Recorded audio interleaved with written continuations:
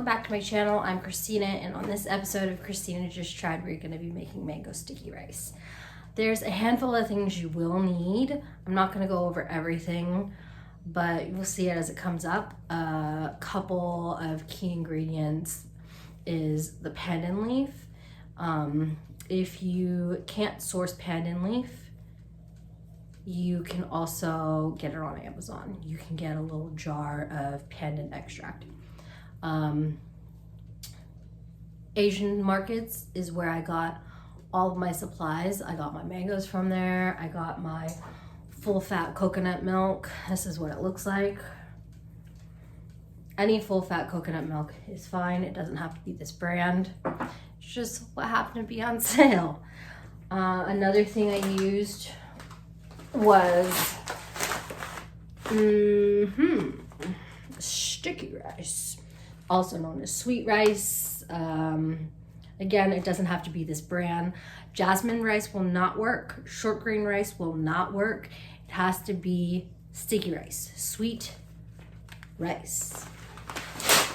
And then this thing is what I soak and steam my rice in.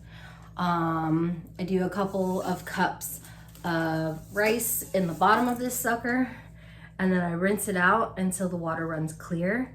And then I put a couple of inches above the top of the rice of water, and I just let that soak for 24 hours. And then the next day, I'll strain it through this. I'll just plop it like that, and then fill this base with a couple of inches of water, and then you throw the rice on top.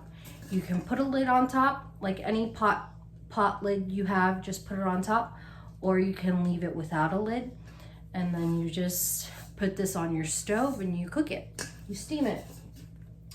What else? Salt and sugar.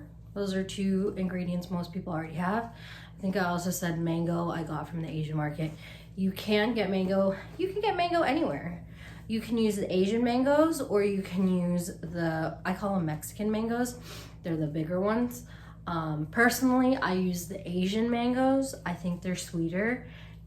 They are a lot smaller, so I usually do a couple more than needed. Yeah. So let's get into it. Let's make this. Let's make this happen. All right. The day before, I soaked some sticky rice in water and then drained it and steamed it in this bamboo basket for 20 minutes. So in a saucepan in my shaky camera hand, I'm simmering some coconut milk in a can, the full fat kind, with some sugar. Dissolving the sugar and heating up the coconut milk.